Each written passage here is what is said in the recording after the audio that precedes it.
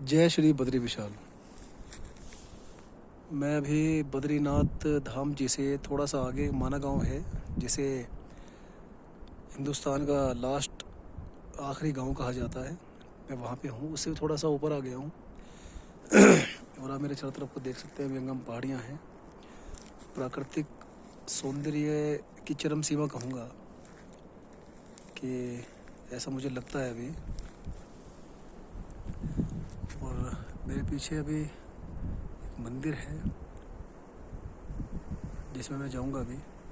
पर अभी हाल फिलहाल में मेरे चारों तरफ को कोई भी जीव, चाहे मनुष्य हो या कोई पशु पक्षी, कोई भी नहीं है। एक शांति का अजीब ही अनुभव है जिसको आपके साथ शेयर करना चाह रहा हूँ। क्योंकि आजकल की ज़िंदगी में हो क्या रहा है कि हम लोग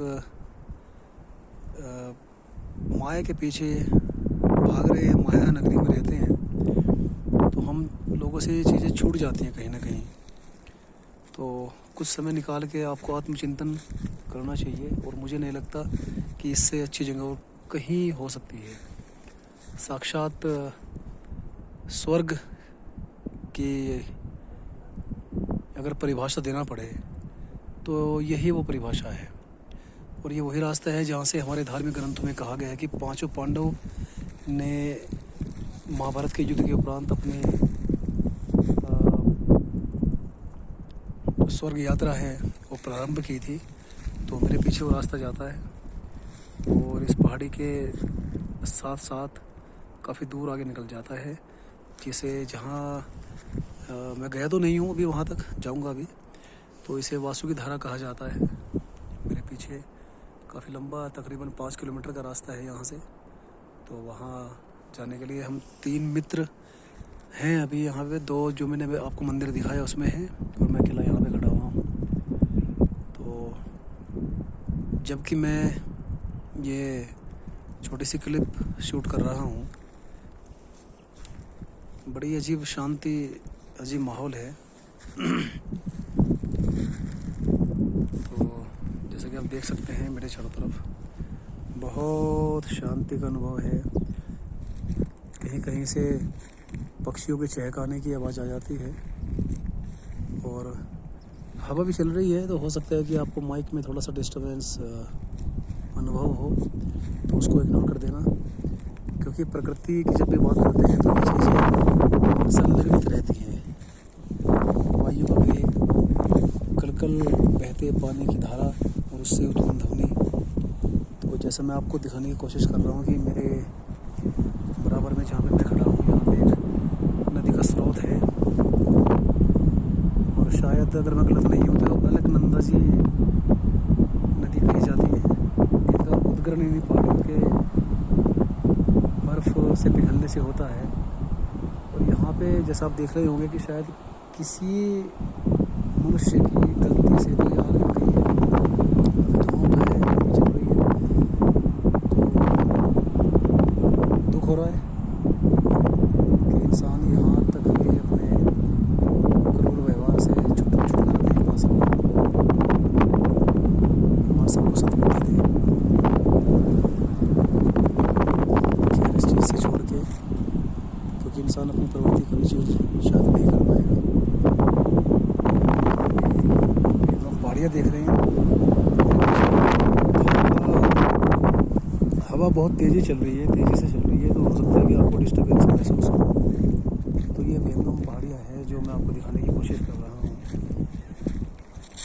और उत्तराखंड की जो खूबसूरती है, और कभी कभी सोचने के लिए मजबूर हो जाता हूँ कि कुछ तो रहा होगा कि श्री बद्री विशाल जी, श्री केदारनाथ जी जो मंदिर हैं, यहाँ पे कभी ना कभी कोई इतिहास ऐसा रहा होगा कि हमारे इष्ट देव देवताओं ने यहाँ पे डेरा डाला, कुछ तो रहा होगा। और वो चीज़ें हालांकि मैं पूरी तरह से महसूस शायद ना कर पाऊँ, पर फिर भी कोशिश कर रहा हूँ कि महसूस कर पाऊँ। बहुत ही मनोरम दृश्य है। और जब मैं आपसे बात कर रहा हूँ, तारीख़ 7 नवंबर 2020 है। ये कह सकते हैं कि कोरोना काल का ही अंतिम चरण है शायद। और जिसका फ़र्क यहाँ भी देखने को मिलता है, भीड़ उतनी ज़्यादा नहीं है और मैं तकरीबन पिछले साल भी इसी ही मौसम में इसी डेट को आया था, 1-2 तारीख आगे पीछे। और पिछले और इस बार के जो माहौल है उसमें बहुत अंतर है। होटल बंद हैं, दुकानें रेस्टोरेंट्स बहुत बंद हैं, बहुत ही कम खुले हुए हैं। तो कोरोना ने इंसान के जीवन को बहुत ज़्यादा प्रभावित किया है, जिसका प्रभाव यहाँ पे भी देखने को मिल रहा है। और बस वही बात घुमा फिरा के आ जाती है कि कोरोना एक प्राकृतिक आपदा थी, जिस प्रकृति के बीच में मैं खड़ा हुआ हूँ। अगर प्रकृति के साथ छेड़छाड़ करेंगे तो इंसान को ये मालूम होना चाहिए कि वो अपना संतुलन बनाने के लिए सक्षम है। समय समय पर प्रकृति अपना आप को संतुलित करने के लिए कुछ ना कुछ अंगड़ाई जरूर लेती है। और जिसका एक छोटा सा एग्जाम्पल हमारे सामने कोरोना को लेकर आया था। तो हम लोगों को समझना चाहिए कि प्रकृति को महसूस करें और इसकी सुरक्षा भी करें, क्योंकि मनुष्य जीवन सभी जीवों की योनियों में सर्वोच्च है। और शायद इसीलिए हमारे रचयिता ने, आप उसको कुछ भी कह सकते हैं, जो मस्तिष्क है हमारा, वो शरीर के सबसे उच्च स्थान पर दिया है, सर में दिया है। जबकि पशु में लगभग ऐसा नहीं होता, जहाँ से जिस लेवल से वो खाता है वहीं पे जमा करता है, वहीं से मल त्याग कर लेता है, तो उसी लेवल से वो सोचता भी है, सब एक लेवल में है। जबकि मनुष्य योनि के साथ ऐसा नहीं होता।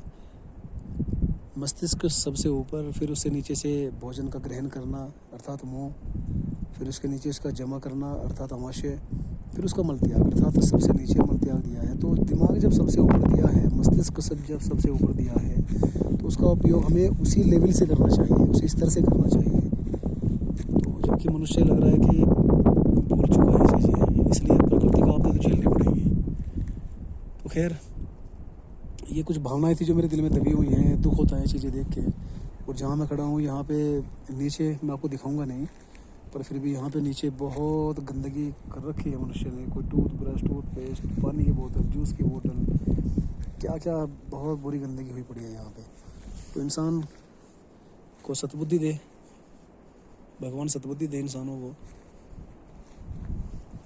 और इंसान अपनी औकात को समझे कि प्रकृति के सामने आपकी औकात एक छोटे से कण मात्र भर की है, निमित्त मात्र है इंसान प्रकृति के सामने। खैर, मैं बड़ा सौभाग्यशाली महसूस कर रहा हूँ अपने आप को कि मैं यहाँ तक पहुँचा और मेरे मन में इस तरह की भावनाएं आई। तो मेरा आम जीवन है, उसमें भी आम जीवन में शायद कुछ बदलाव आएगा। मुझे लग रहा है कि प्रकृति के प्रति मेरा प्रेम और बढ़ा है। तो यहाँ पे मैं अपने इष्ट श्री बद्री विशाल जी के दर्शन के लिए आया हूँ। और यहाँ से मैं परसों को निकलूँगा श्री केदार धाम जी के लिए। सरकार बहुत कोशिश कर रही है यहाँ यात्रियों के पहुँचने के लिए। जो रास्ता रहता है उस रास्ते को बहुत अच्छा बनाने की कोशिश कर रही है। बहुत काम चला हुआ है रास्ते में और पूरी कोशिश कर रही है। हम लोगों को भी सोचना चाहिए।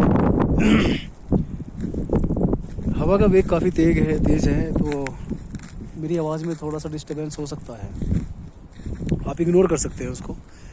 बाकी ये प्राकृतिक जो संरचनाएं हैं, ये मेरी आवाज़ की मोहताज नहीं है कि मैं व्याख्यान करूँगा तो आप तक पहुँचेंगी।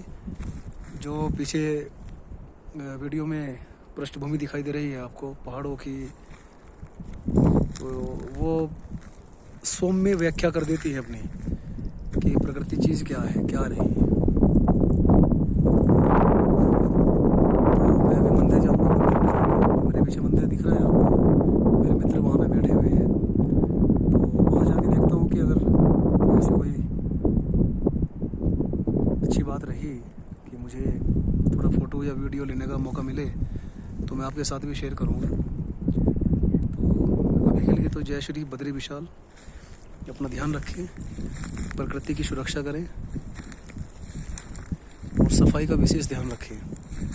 हालांकि कोरोना पूरी तरह से अभी समाप्त नहीं हुआ, पर मुझे लग रहा है कि समाप्ति की ओर है। तो जय श्री बद्री विशाल।